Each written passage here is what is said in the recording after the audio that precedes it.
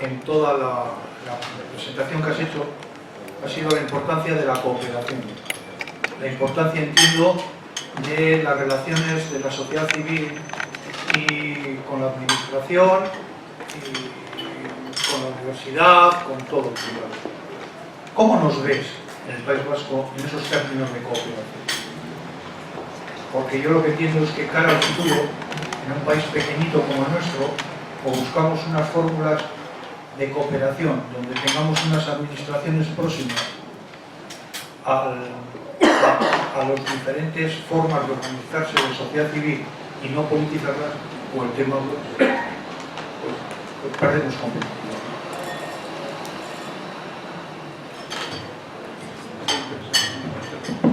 Sí, me acuerdo nada más oír la pregunta, la reflexión que me hizo en un viaje que hicimos a Noruega. Había un periodista del país y me decía, viendo la experiencia en Noruega y después de aprender un poco de esa enseñanza, me decía, vosotros en Euskadi lo tenéis fenomenal, porque esto, no sé, por razones de cultura, por tamaño, lo tenéis que, vamos, fácil. Y yo creo que no. Yo creo, antes me he referido a algunos aspectos de la cultura política y de las dificultades de la cultura política, que no son menores porque es un nivel muy importante. La definición de instituciones en los tres planos que he hablado, el de valores, marco institucional y políticas. Y ahí, sinceramente, las cosas van muy mal, ¿no? Esas estrategias de toma y daca y de engañar y de decepcionar al contrario son una realidad, a pesar de que tenemos un juego que llevamos jugando como actores por lo menos 30 años. En otros planos, tú te refieres a la cooperación pública-privada. Yo, en mi experiencia en el ámbito de industria, fue igual mucho más gratificante, porque creo que en el ámbito de las políticas del gobierno, con las empresas y con la sociedad, y las redes de actores y de intereses que se tejen las políticas funcionan de otra manera completamente distinta. Ahí no veo, probablemente porque los que pueden ser antagonismos, diferencias o intereses no se expresan igual. Y yo creo que en ese plano ha sido una gran fortaleza de todo el desarrollo nuestro, en el funcionamiento. Bueno, bien, es verdad que a veces te preguntas si tenemos el mismo pulso creativo e innovador en las políticas y en las relaciones de lo que lo hemos tenido hasta ahora. O sea que ese otro aspecto lo veo muy positivo. Y luego yo me refería a un tercer plano, que era el de los debates, ¿no? El debate político y el de la participación social en sentido amplio. Y yo me quejo de que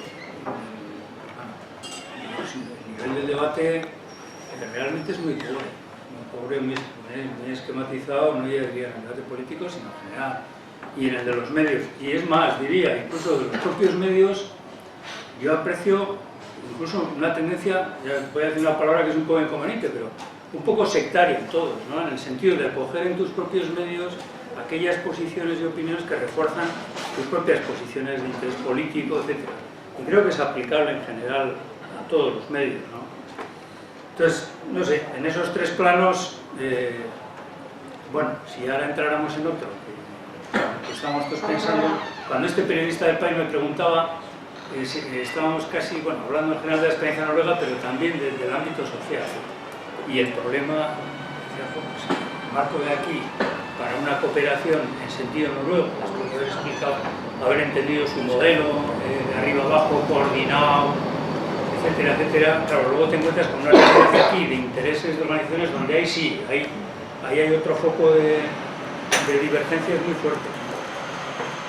No sé, veo esas luces y sombras en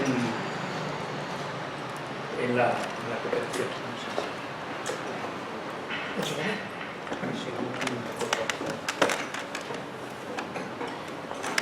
Sí, buenas tardes. Está. No, abajo.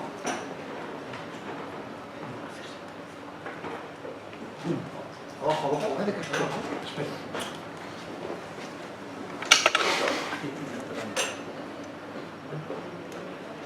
No tiene.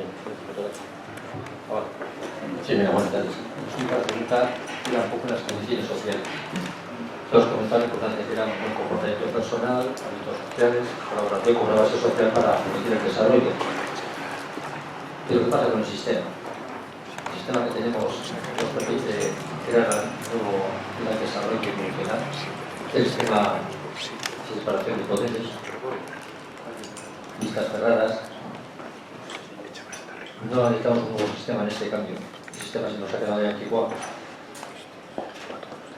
No se llega a la primera canción. Yo estoy de acuerdo en el cambio personal, pero las personas con sus valores, muchísimo generosidad, en todo lo que he dicho.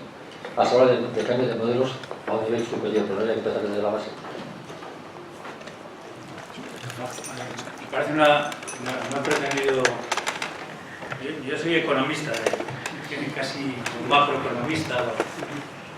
Hoy me he aventurado en terrenos, bueno, creo que el institucionalismo y las instituciones son fundamentales. No me aventuro en el terreno político porque eso ya es muy directamente político. Pero efectivamente, si tengo que expresar una opinión sin más autoridad, sin ser politólogo y experto en ciencia política, ni nada que se le parezca, yo creo que sí que hemos experimentado una cierta captura de interés por los partidos políticos. Y eso se ha reflejado en muchas cosas. En el ámbito de la corrupción política, en un papel exorbitante de los partidos políticos respecto a aquellas condiciones, y en la propia definición del terreno de juego, y no me gustaría entrar en detalles que probablemente estén en la mente de muchos, ¿no? De este comportamiento. O sea que sí comparto eso. Sí comparto, pero no sé cuál puede ser la esperanza. Yo no sé si en ese sentido de cambio del diseño político, porque no sé si la democracia parlamentaria admite muchas variaciones, ¿no? Al final la unidad de poder entre Parlamento y Ejecutivo es total, el Poder Judicial está como está en este país. A mí me parecía muy importante, y lo que yo modestamente, desde yendo quizá demasiado lejos desde la economía a las instituciones y a la participación, decía que si la sociedad civil y los mecanismos de participación son suficientemente potentes, pueden llevar a, que es muy difícil, porque en esas fuerzas que hablábamos del cambio institucional, nadie renuncia gratuitamente a sus posiciones exorbitantes de privilegio o de dominio de poder, ¿no? Esa es una fuerza importante. Pero no se me ocurre otra cosa. Yo creo que ahora, si se han dado muchos pasos, es porque hay un movimiento de crítica en el ámbito de los valores, etcétera, etcétera. Y probablemente hay muchas otras cosas que se pueden hacer. No sé, en el ámbito institucional, más que en la democracia parlamentaria, probablemente los diseños institucionales, tanto a nivel de la comunidad autónoma como el del Estado, ¿no? El Estado es lo que está también muy en el aire, ¿no? El papel del Senado, el papel del Congreso, los contrapoderes. Si sirve de algo, el otro día lo comentaba con compañeros, me pareció muy instructivo. Hace poco leí un artículo sobre la experiencia de Suiza. Yo no había entendido nunca esa dinámica de referendos y referendos sobre múltiples, sobre un montón de cosas, y un artículo me dio una clave que me parece muy sugerente, y era ese era un contrapeso en el sistema político, de tal manera que una mayoría política que en un momento dado goza de una mayoría quiere cambiar toda la legislación de cabo a rabo. Allí, en Suiza, se encuentra con un contrapoder que hay una iniciativa popular rápida, que abarca cualquier aspecto de la vida, que te puede poner y te tira el extremo. Imaginemos ahora, pues no sé, una reforma educativa, o la ley del aborto, o cualquier cosa en un contexto este. No sé, no digo por copiar, porque otra vez lo de copiar nunca es buena idea, pero lo de aprender de experiencia ajena sí, y la experiencia en este caso te indica que ese sistema de contrapoderes puede ser un freno para desarrollar una estrategia institucional que sea, vamos a cambiar, pero en un clima de cooperación, de evolución, de estabilidad. Pues es lo que se me ocurre. Alberto, que alegas mucho, somos del pueblo, entonces... Oye, dos preguntas quizás relacionadas, ¿eh? Y vamos sobre la parte que has estado haciendo referencia al crecimiento económico. Y más concretamente a la curva financiera o de la desarrollo. No lo he podido ver bien porque además de ser miope, tenía una herramienta y los gráficos lo veía bien, pero he tomado unos números que creo que están bien. Más o menos has venido a decir, yo he apuntado que se requiere 1,8 dólares financieros para $1 de crecimiento. ¿Eso es cierto? ¿O he tenido otro? Mira, el gráfico lo que reflejaba era el crédito del sistema bancario respecto al Producto Interior Bruto, ambos en términos nominales. Créditos en los balances del sistema bancario sobre el Producto Interior Bruto en términos corrientes. Situación al principio, 50 unidades, euros, lo que fuera, de crédito para una generación de PIB. Al final del periodo creo que las cifras eran 120, 130. Añado algo más porque claro, uno dice esto qué misterio es. Bueno, en ese misterio obviamente de espectacular explosión de dinero está la inflación de activos. Es decir, el dinero y la creación de dinero bancario no va a la financiación de las actividades productivas que a su vez generan productos, renta, etcétera, etcétera, sino a la adquisición y circulación de bienes que ya existen preexistentes, los bienes inmuebles fundamentalmente, y a una inflación de los precios de ese tipo de bienes. Ese es el típico de dinámica. Pero esa dinámica, y termino, es muy importante. Cuando yo antes decía, no somos responsables, los responsables son otros, yo no tenía, bueno, tú no habrás sido responsable, yo no me considero responsable, pero que todos nos hemos beneficiado. De eso sí, porque toda esa explosión de la construcción, aunque luego no tuviera salida al mercado y ha sido financiada por el sistema bancario, ha creado riqueza para todos y demanda para las empresas vascas, etcétera, etcétera. Y añado otra cosa que me parece importante puntualizar pensando en todo esto. Relaciones del País Vasco con España, por ejemplo. Me ha llamado la atención últimamente que he analizado, en los últimos 5 años ha cambiado drásticamente el balance comercial que tenemos con el resto del Estado. Hemos pasado de tener un superávit de 5.000 millones a un déficit. Yo creo que todo este tipo de fenómenos están jugando y eso tiene unas implicaciones enormes, entre otras, y no menor, la implicación fiscal, porque cuando exportamos afuera, que ahí el balance está yendo medianamente bien, el IVA no funciona, pero en el tráfico interno genera tributaciones, genera IVA. Por lo tanto, estás perdiendo e invirtiendo un saldo. Estas son las estadísticas. Me he extendido un poco, pero no, pero claro, es que yo lo que quería preguntar era más concreto.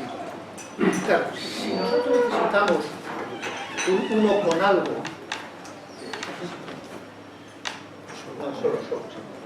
necesitamos un 1 con algo, un 1 con 8 ha tomado yo, de dinero para conseguir un punto de crecimiento.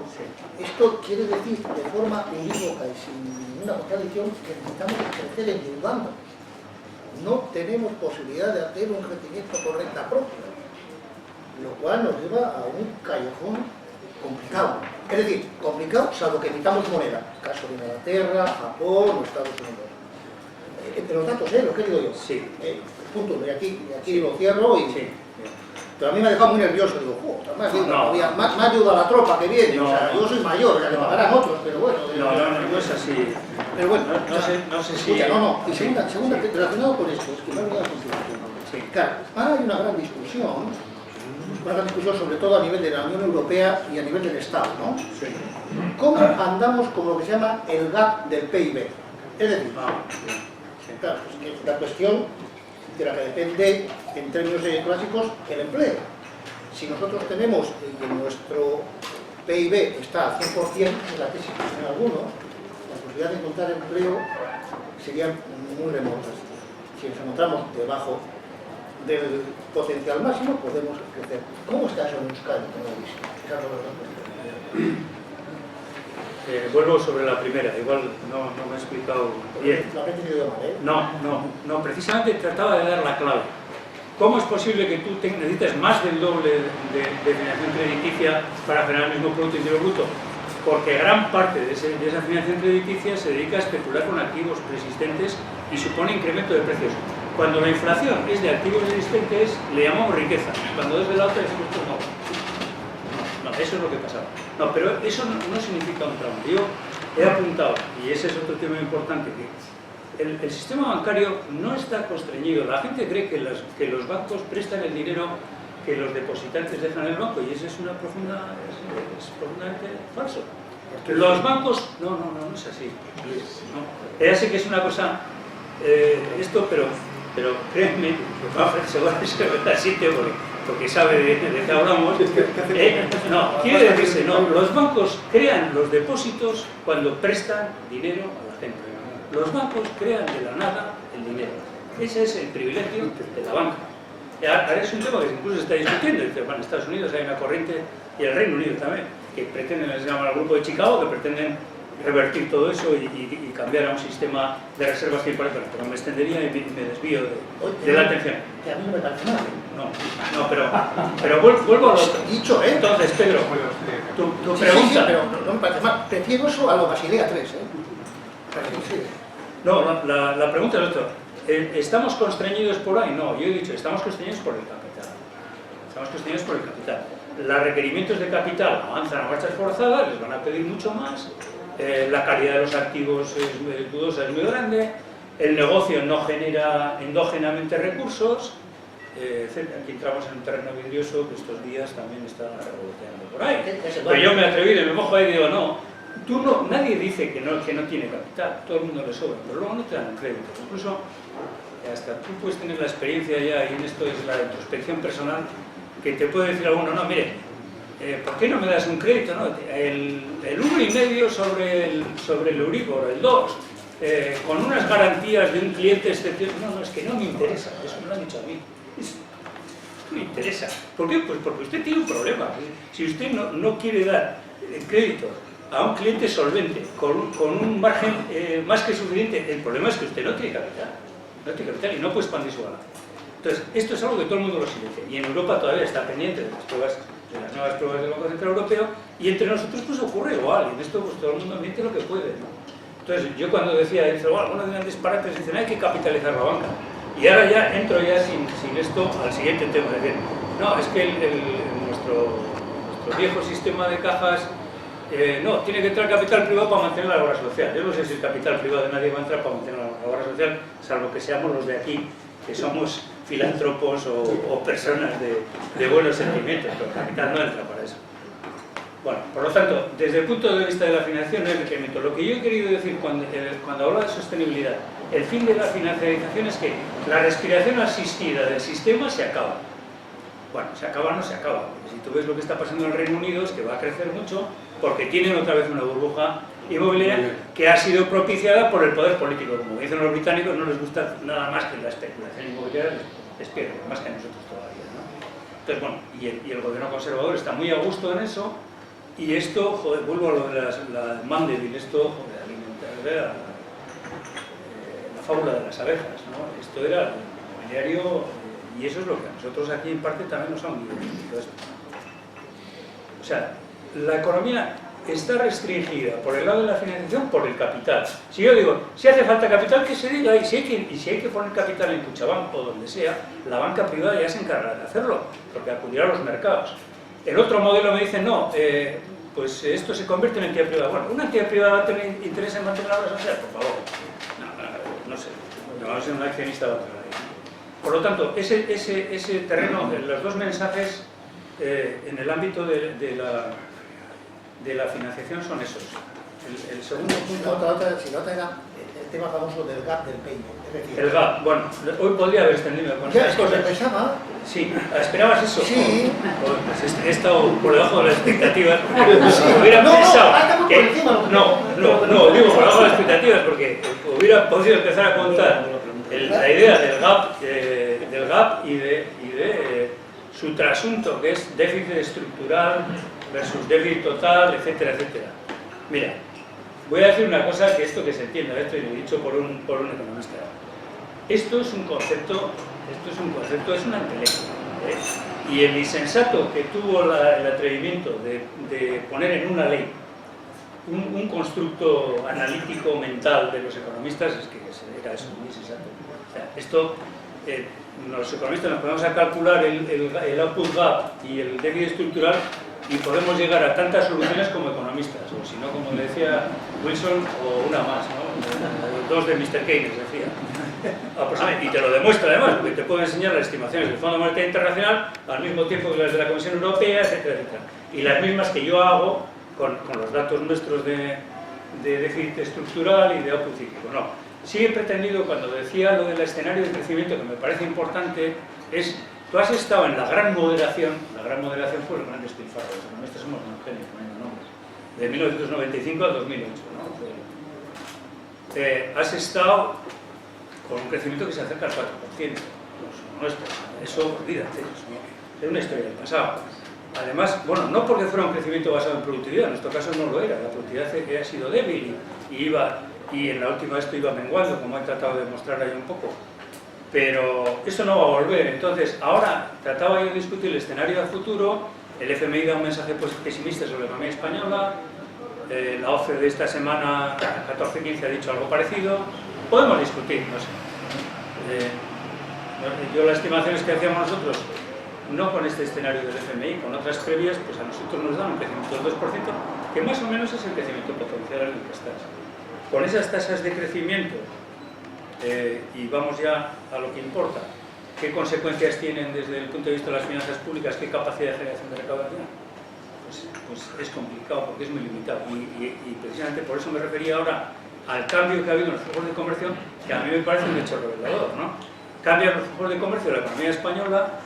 Vamos a ver, yo he negociado la adaptación del concierto económico al IVA en 1985 en una negociación durísima con Borrell y con esta gente, y ahí estamos negociando un mecanismo de ajuste financiero porque teóricamente el País Vasco era un país fuertemente excedentario si te cambias con el resto del Estado y tú estabas trasladando impuestos al Estado porque tenías una balanza superavitaria y ahora te encuentras con una... En fin, o sea, que hilas casos y entonces, bueno, entre el crecimiento débil, ¿qué capacidad de generación de recaudación tiene? ¿Cómo se manejan las finanzas públicas en ese escenario? Pues con mucha dificultad. Y, joder, yo cuando te atreves en temas fiscales dices, pues mira, lo siento mucho, pero hay que apretar. Y hay que apretar sin hacer daño a la economía. Pero si hay que hacer daño al bolsillo de alguno, y el mío el primero, yo no me niego. Y voy a poner un ejemplo por ser directo, claro, y esto. Por ejemplo, el tema de las desgravaciones a la previsión social. Esto no tiene parangón en el mundo. Parangón. Te encontrarás sistemas con variantes, ¿verdad? Creo que sale en la revista Economía sobre previsión social complementaria. Analiza la gente del mundo del sector. Yo participo en mi visión personal y es esa. Por ejemplo, yo estoy perdiendo, y sí, es un gasto fiscal dirigido a segmentos altos de renta, ineficiente, que no está consiguiendo los objetivos que se proponen, etc. Vale, es un ejemplo. Presión fiscal, pues habrá que hacer presión fiscal. De hecho, la presión fiscal que tenemos en términos directos en renta es muy inferior. Es muy inferior a la de territorio común. Y el Partido Popular, como es bien sabido, cuando llega al gobierno, contra sorpresa, no hay nada que más divierta que cuando un partido toma medidas que son supuestamente contrarias a su espíritu y a su ideología, ¿no? Pero hizo una reforma fiscal que era más profunda que la de Guipúzcoa. Era eso que se comentó en su momento, y era una realidad. Entonces, bueno, no sé, una cosa lleva a la otra, pero la próxima vez traeré el output gap y el esto. Pero te digo una cosa. El output gap, y bueno, antes se habló de productividad total de los factores y todas estas cosas. Todas estas estimaciones tienen una cocina importante, una cocina muy importante. Entonces, no son conceptos medibles. Yo creo que el llevar eso a la legislación, esto, bueno, es una cosa que, bueno, venía de Europa y tal, pero, y ya digo, lo demuestro, la primera que te aprobaron el esto, es que el FMI, la OCDE y la Comisión Europea, ambos, todos estimaban parámetros distintos. No, conceptualmente, heurísticamente es interesante, es decir, la reflexión, pero eso de ahí a decir, no, el 4% es sagrado, 3%...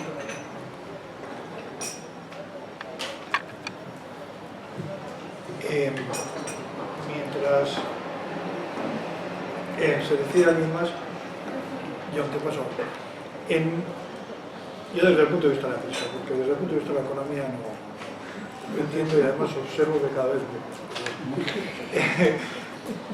En la crisis de los 80, nuestro nivel salarial, o nuestro coste hora, era como un 15% menos que la media europea. Hicimos una apuesta por la calidad, teníamos un autogobierno, hubo una serie de inversiones exteriores aquí, y salimos adelante. Pero es que en este momento nuestros costes son un 15% más altos que la media europea, la calidad no es ya un tema suficiente, no es un elemento de competitividad suficiente y mucho menos frente a Europa, y ya países como Corea, Japón y dentro de poco China pues tampoco. Entonces, la única...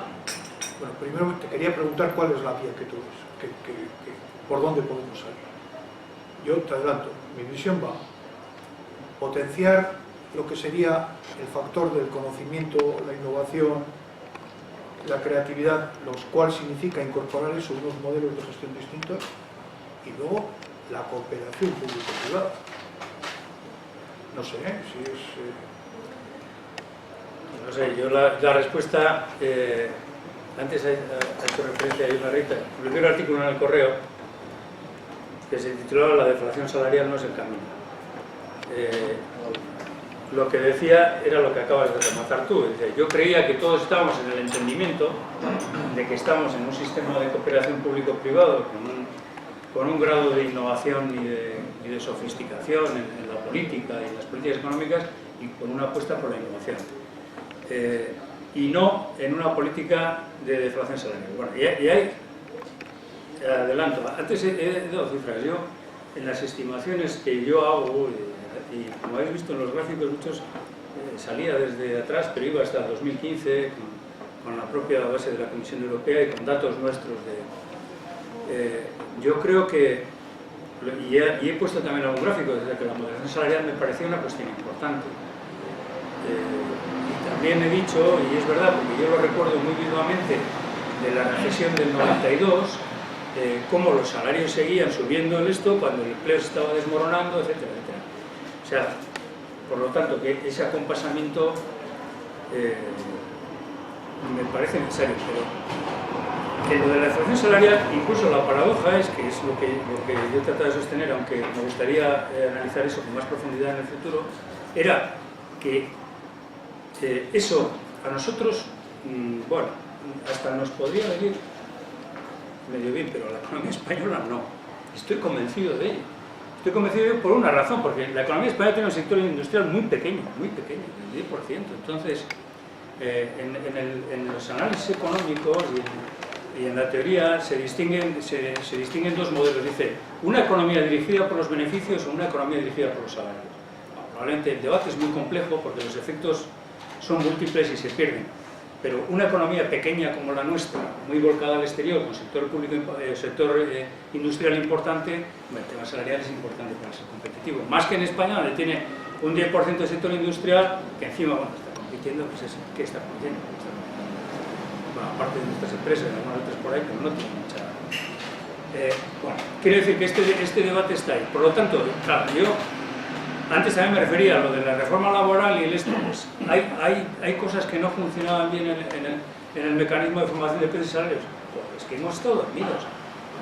Se ingresa en el euro 1999, sabes que no vas a poder hacer devaluaciones competitivas y estás en una carrera donde estás creciendo el doble de lo que dice la norma europea de precios, cuando la zona euro va a seguir la norma, y la siguió y la ha seguido. Es decir, la norma de la zona euro tiene un incremento de precios y salarios en el entorno del 2% anual, y en 10 años se coloca en el 22%. Alemania hace una política de empobrecer al vecino y de devaluación competitiva y sube el 11%, y tú vas y te colocas en el 36%, en términos nominales. Esto es lo que estás mal. Aún así, vuelvo a lo de los flujos de comercio anteriores. Hemos deteriorado la posición con el resto del Estado. La tira, o sea, de 5.000 millones se han evaporado de superávit comercial. En el sector exterior, en el comercio internacional no estamos funcionando tan mal. Hemos recuperado los niveles de exportación previos a la crisis, se ha aumentado mucho el saldo positivo de la balanza comercial, no sé, todo se puede dar las vueltas, ¿no?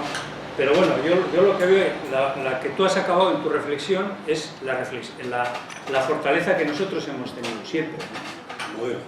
El modelo de desarrollo, bueno, lo que decías, hombre, por supuesto, de la innovación, eso por supuesto, pero claro, aquí estamos incurriendo también en muchas contradicciones, y yo creo, hay una de las cosas, antes que hablábamos de la actualización del informe del Club de Roma de los 30 años después, una de las cosas que dicen al final de Don Amir, se acaban diciendo de las reglas de comportamiento, es decir, una de decir la verdad.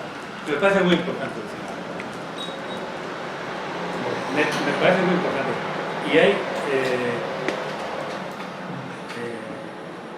no sé, quiero decir la verdad también, porque desde la esfera pública ahora que estamos haciendo la innovación, es posible, y pasa con todo el sector público, que el sector público necesitaba una cura de adelgazamiento, probablemente no hay ninguna duda. Pero yo lo que digo, igual hacía falta una operación acordeón, porque ha habido una reducción muy fuerte de los gastos de apoyo a la empresa en I+D. Eso es así.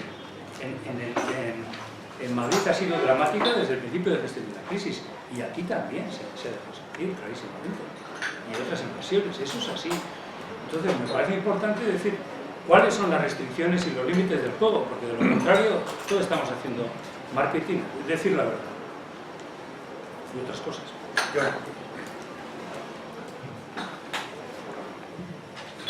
Bueno,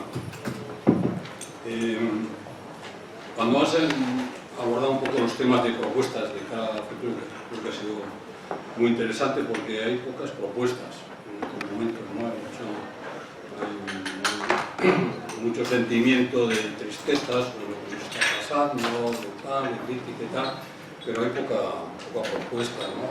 para salir. Pues he hecho una batería de propuestas larga en muchos aspectos, en muchas zonas, ¿no? Que creo que es muy interesante que se han divulgado. Has hecho una propuesta concreta, una crítica sobre la autonomía financiera, que bueno, se ha recortado la autonomía financiera al adoptar la posición del déficit obligatorio respecto al Estado, ¿no? Como nuestra posición estructural en cuanto a endeudamiento no se correspondía con el endeudamiento medio del Estado, al aplicarle las condiciones europeas al Estado, nos han aplicado también las mismas condiciones al Estado. Bueno, esto parece que ha sido poco realmente reivindicado políticamente, ¿no? La verdad es que nuestros parlamentarios no los he visto demasiado finos en este asunto. Que no se daban cuenta que eso tenía un reflejo evidente, ¿no? en la política económica que se pueda desarrollar, si fuese una política económica de animación de la demanda, de inversiones, de estimulación, etcétera, ¿no? En tener un margen de endeudamiento mayor.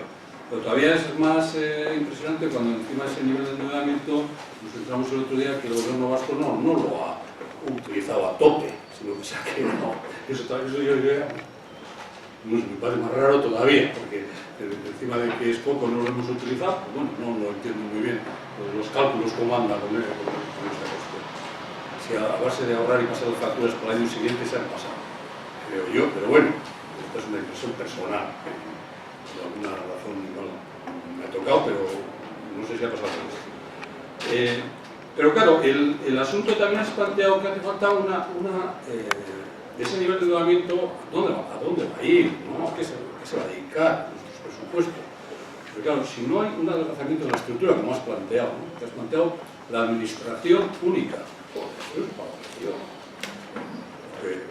le has dicho que Fraga lo propuso cuando es verdad, pero nadie lo ha recogido, ni nosotros tampoco. Eso significaría, en nuestro caso, entiendo, que todas las delegaciones del gobierno vasco que son en Vizcaya y Guipúzcoa desaparecerían. Sería la Diputación la que ejercería esas funciones delegadas. Así de claro. Y todas las delegaciones que tiene la Diputación en los ayuntamientos desaparecerían. Serían los ayuntamientos los que tienen esas funciones delegadas. Eso todos nos damos cuenta del ahorro que supondría, impresionante, aparte de la claridad para el ciudadano, que dije que no sabe a qué ventanilla tiene que ir en cada caso, ¿no? Pero esto ni se asoma, nadie dice nada de esto. Nadie dice. Aquí nuestro consejero y tal de administraciones y tal, no le dice decir nada de esto. historia, nunca.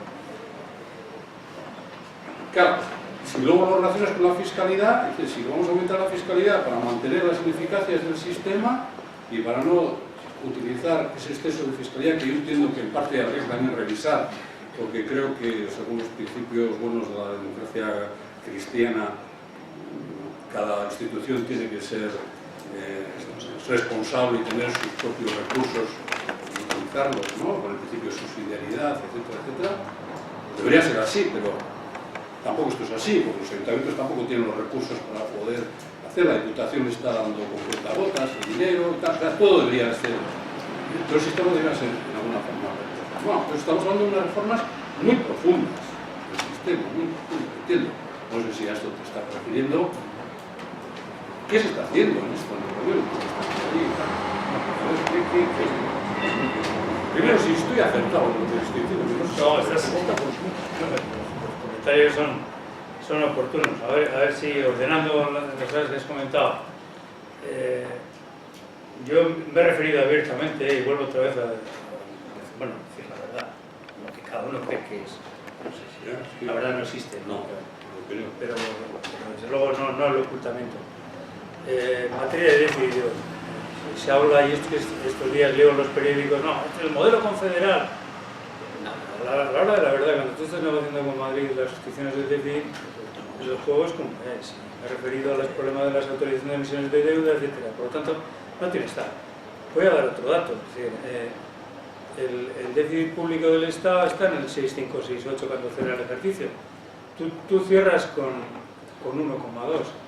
¿Alguien cree que eso se corresponde con la estructura y distribución del gasto público de la Administración Central y de la Administración Autónoma? Y los grados de responsabilidad que tiene cada uno, dejando, si quieres, la peculiaridad de la seguridad social como esté situado. Pues no lo tiene. ¿Por qué? Eso lo que revela son situaciones de poder. Que no quiere decir que tú tendrías que haber ido al límite de lo que hipotéticamente la distribución del gasto te hubiera correspondido. No, pero no tenía por qué haber sido el 1,18, el 1,21, podría haber sido el 1,48 o lo que fuera. ¿Atendiendo a qué? A otro conjunto de decisiones de política pública o tal. El otro tema que planteas, yo porque soy muy audaz y recojo eso, no me atrevo a sentar cátedra diciendo que ese modelo sea así. Yo lo que sí digo es una cosa, este es el eterno debate de duplicidades, lo que unos llaman duplicidades y otros llaman solapamientos. Y bueno, eso es entre otros problemas de eficiencia. Y sirven entre todas las administraciones, entre el Estado, la comunidad autónoma, el gobierno. Yo hay cosas que la administración periférica del Estado dice, no, ahora se quejan porque hay un servicio de meteorología del gobierno y la Agencia Española de Meteorología tiene, pues bueno, pues mira, si hubiera estado la Agencia Española de Meteorología en el País Vasco dependiendo del agua, pues igual no hubiera tenido que crear un servicio de meteorología. Os pongo otro ejemplo. ¿Cómo es posible que el INE y todo el servicio de estadística tengan redes paralelas en la comunidad autónoma? Y muchas veces se hacen las mismas encuestas duplicadas. O sea, no solo existen dos entidades que hacen el de esto, sino que cada una hace la encuesta industrial y el otro hace también la encuesta industrial. Y a las empresas les martirizan pidiéndole información, etc. Administración del Estado, comunidad autónoma. Desde el ámbito de la autonomía no te cuento. Se cae ahí un dique ahí en la ría tal y hay que llamar a Madrid, tiene que venir alguien de no sé dónde, porque hay un dique ahí al lado del mercado de la Ribera que, o sea, es que, bueno, aparte de que la administración periférica en ese aspecto es residual. Yendo al otro tema, los puntos de confluencia con las ciudades. Yo soy un gran, nada que ver con la idea de, yo defiendo los territorios históricos y por entre otras cosas porque creo que efectivamente, lo mismo que en las relaciones de todos, la normativa de las instituciones se tiene que adaptar a las preferencias de la gente y eso tiene un arraigo indudable. Lo que se plantea es otro problema que yo veo y el que ha estado en los ámbitos de, especialmente en los ámbitos de promoción económica, lo sabe bien, es que ahí, cuando uno dice duplicidades, claro, no son duplicidades en el sentido, yo no duplico lo que estás haciendo tú exactamente, no.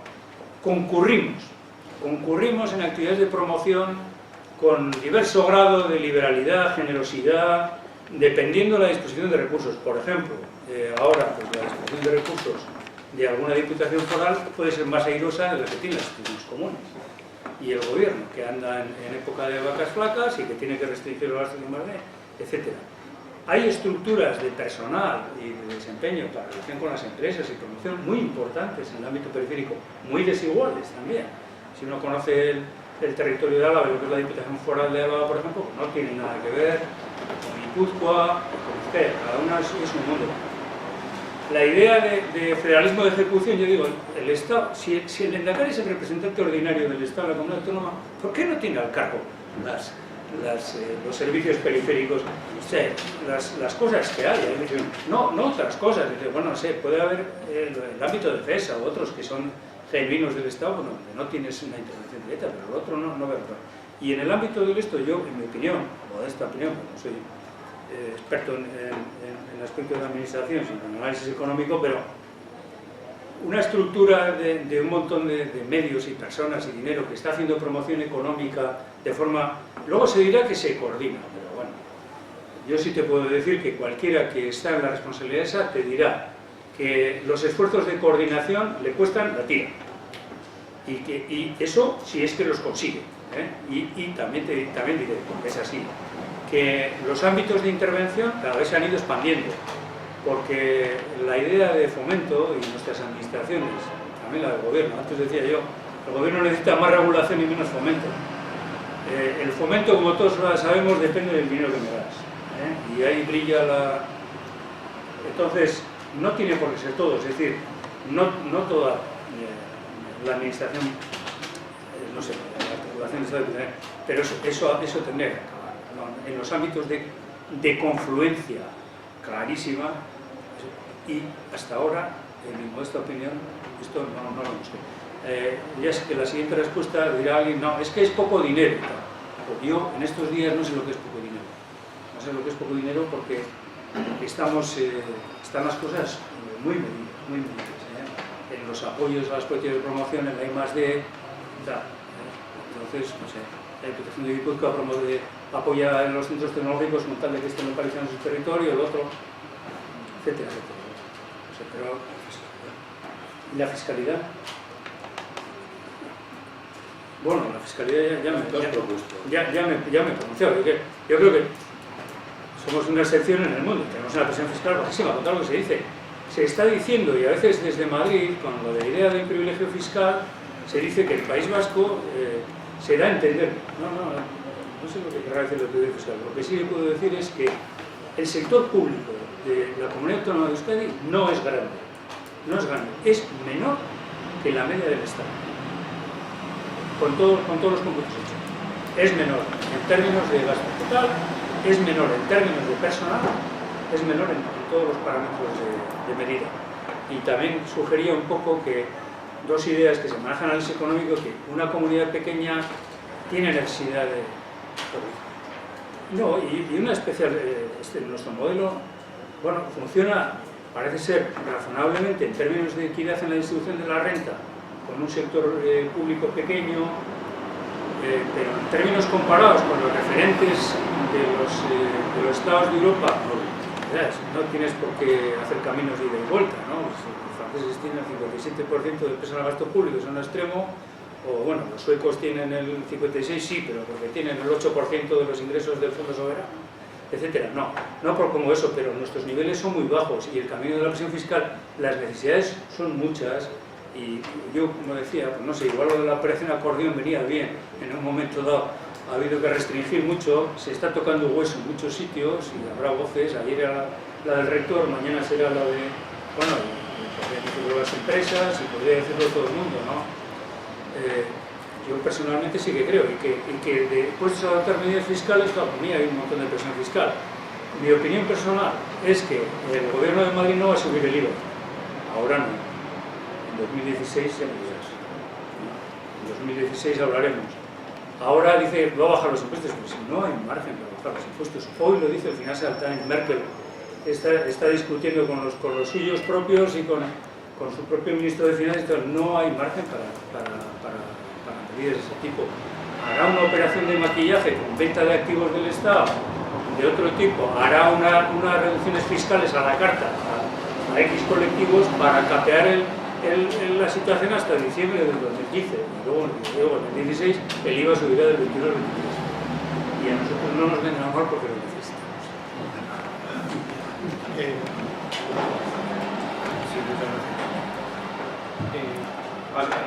Alberto, un par de cuestiones te quería trasladar. No quiero ocupar mucho tiempo, porque la impresión que me ha dado cuando te he escuchado la conferencia es que de una manera o de otra estás planteando un problema que tiene que ver quizá con el techo alcanzado con los recursos que teníamos. Es decir, tenemos un modelo institucional que básicamente se crea a comienzos de la década de los 80, lo hemos explotado, además yo creo con cierta sabiduría y con cierta inteligencia práctica durante 30 y tantos años, y la sensación que da es que hemos alcanzado un cierto techo. Y la gran pregunta que surge, en gran parte auspiciado por la doble crisis que estamos padeciendo. En una parte tenemos una crisis, salimos del modelo industrial al modelo que tiene que ver con la construcción de una sociedad del conocimiento, y cuando no hemos superado todas las consecuencias que esta crisis tiene, aparece la crisis de origen financiero, etcétera, que, bueno, pues, y ambas dos se acaban ciertamente uniendo sobre el espacio vasco, por supuesto, también sobre el espacio europeo, etcétera, ¿no? Y esto, pues, obviamente replantea, quizá de una manera más radical de que se hubiese replanteado en otro momento, cuáles son el techo alcanzado. Pero yo creo que al final, detrás de todas las tesis que has intentado poner encima de la mesa del institucionalismo y de los institucionalistas y tal, y toda la filosofía pública, hay dos cuestiones desde un punto de vista fundamentales a hacerse, ¿no? Y es que si estamos de acuerdo con un cierto diagnóstico general, que este es otro problema, o sea, los diagnósticos que sostienen nuestras exposiciones, nuestras perspectivas, pero suponiendo que haya un diagnóstico más o menos acordado, que ese principio de cooperación al cual te has agarrado y que comparto, pues ciertamente tenga el éxito requerido, el diagnóstico, bueno, después de estos 30 y tantos años de desarrollo institucional, de un modelo claro institucional, ¿qué es lo que hemos aprendido? Porque a mí me parece que la respuesta a la pregunta ¿qué es lo que hemos aprendido? Es muy importante, porque inmediatamente nos lleva a una segunda cuestión, que era la que te quería sugerir. Bueno, ¿qué cuadro de oportunidades tenemos? Por ejemplo, y me voy a referir estrictamente a un caso que para mí, como sabéis los que me conocéis, me preocupa mucho, ¿no? Que es la cuestión de la incorporación de los jóvenes con talento sin él, porque hablamos mucho del talento, pero hay un 80% aproximadamente de gente en la población pues que no han tenido oportunidades de hacer grandes estudios en la universidad, ni han tenido la oportunidad, pero que efectivamente currelan, viven y tienen aspiraciones como todo hijo de vecino, ¿no? ¿Qué oportunidades se abren? ¿Y cuál sería nuestro cuadro de oportunidades? ¿Desde dónde volvemos a gestar un modelo que innova lo que fue innovado?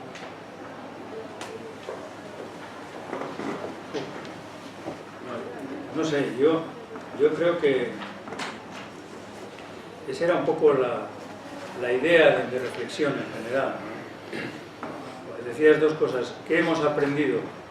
O sea, hemos aprendido mucho, hemos conseguido mucho, pero a mí hay una actitud que no comparto y que se oye mucho. Y lo ves en los periódicos y opiniones autorizadas constantemente.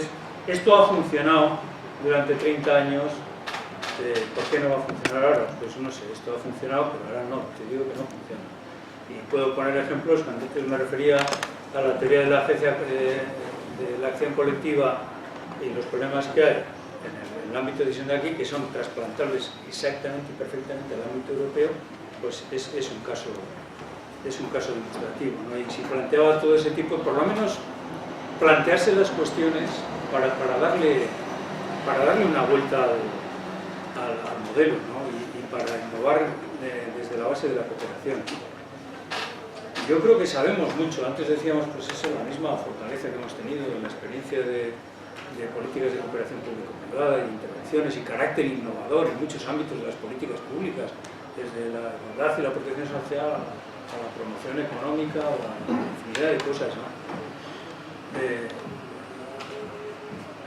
Es un poco los mecanismos del cambio y la innovación. De las oportunidades que dice, pues he señalado también. Yo creo que la cosa está muy complicada, pero ese problema que dices tú de las personas, por ejemplo, la propia evolución de la pirámide demográfica va a dar un respiro finalmente a la gente, ¿no?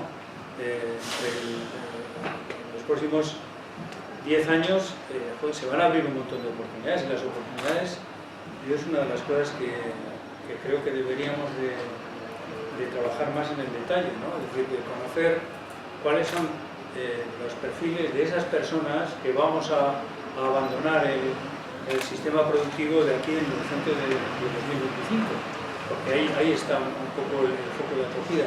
Y ahí tenemos una gran oportunidad, o sea, de cohesionar la sociedad y de dar oportunidades a las que no tienen.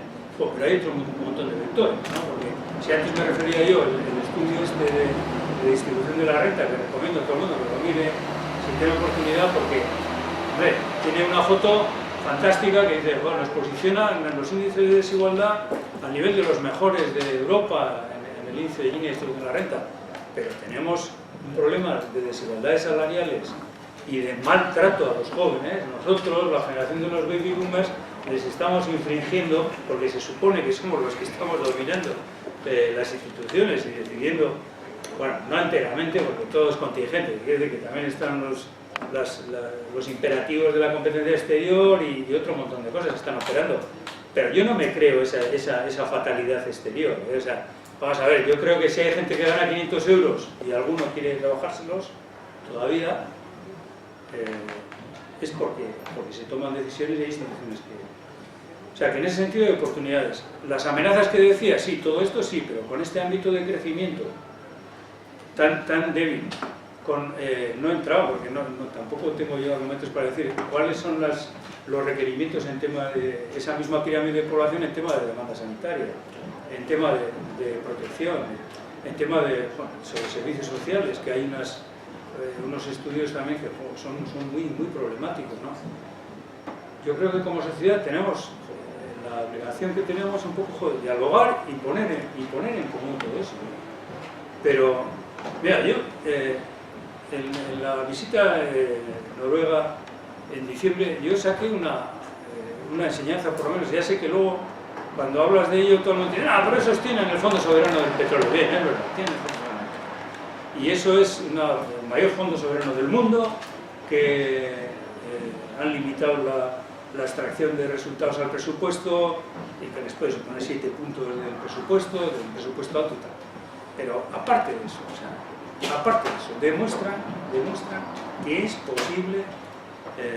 es posible construir un modelo cohesionado y de oportunidades. Para mí es una demostración. Yo saqué esa señal esperanzadora. Y ahora, alguno diría, el modelo alemán. Bueno, el modelo alemán tal vez tiene más problemas porque ha conseguido eso. Me gustaría estudiar el caso de Austria, que no lo conozco. Digo esto porque Austria es un país que tiene grandes similitudes con nosotros en materia de estructura industrial y de especialización. Un país de tamaño también relativamente pequeño, que tiene una tasa de paro del 5% y algo estarán haciendo. Digo, el caso alemán igual no es tan claro porque también ha generado un modelo que ha generado empleo y cohesión social, pero a costa de la cohesión social y distribución de la renta. Porque hay las reformas del mercado laboral ligadas, por cierto, a las prestaciones del tipo renta garantía de ingresos, hicieron ahí una pequeña revolución de estímulo al trabajo y de trabajos poco pagados, etc. Entonces, el camino a recorrer es mucho. Otro cuadro que reflejaba era la disminución de las jornadas laborales en esto.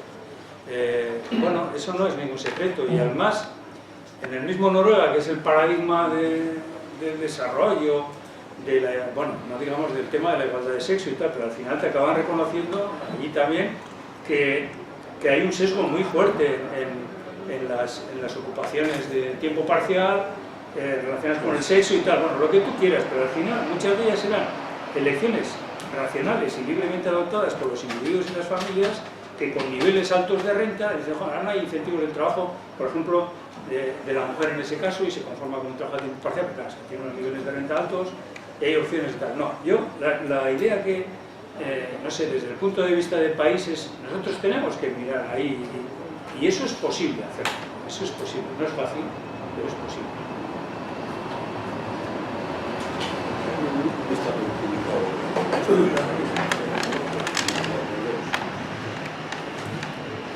Habéis hablado de políticas de innovación y de ayudas, promoción y demás para innovación. Yo quería hacer una pregunta sobre la compra pública innovadora. que es un mecanismo de innovación, pero que se trata de que la administración sea capaz de comprar lo que no está fabricado, lo que no está hecho. Entonces, eso, que no me ayude, por favor, simplemente que me compre.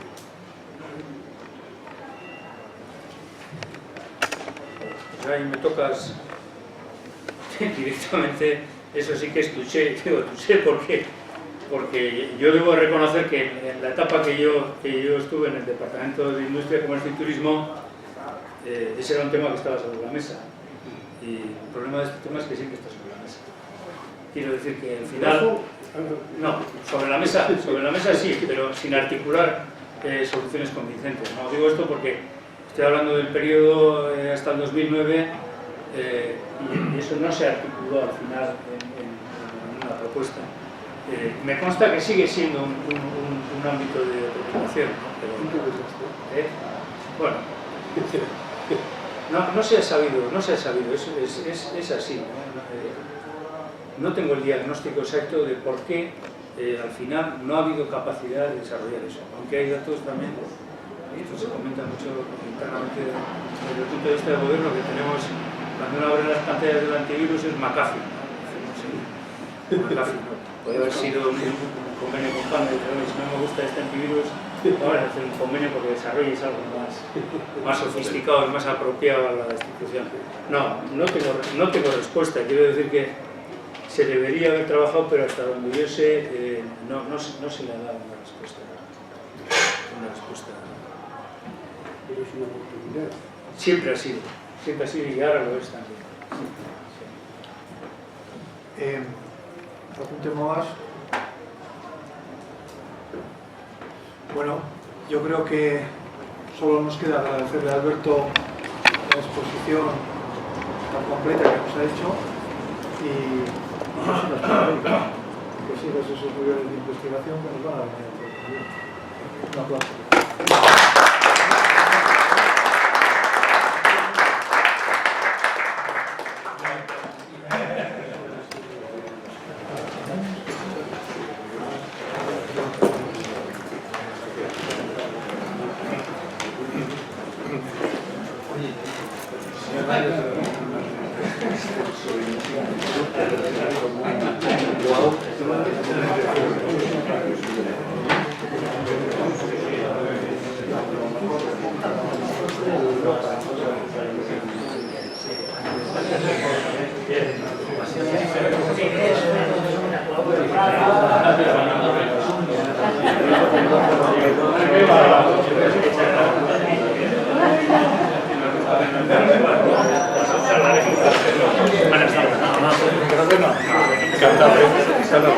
Eres un crack.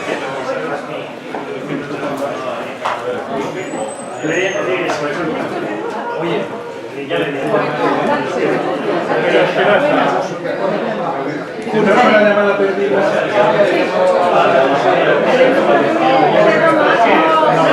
Oye, José Luis, tengo el placer de felicitarte oblicua felicitaros por el altísimo nivel que estáis imprimiendo a esta multinacional de la diseminación de productos. Muy bien. Gracias. Hola, muy bien, me ha gustado. Segunda, estoy muy quemado porque no me convocáis en estas cumbres de balandear en cristal el cartel que me habéis orillado completamente. No fastidio. Ya me entero que hay una cosa por ahí. Aquel Juan Manuel, no sé, me tiene completa de calidad de la salsa. Por eso, pero a mí no me invitan. Yo creo que se me tengo que ser un poco neoliberal, falsamente. Pero bueno,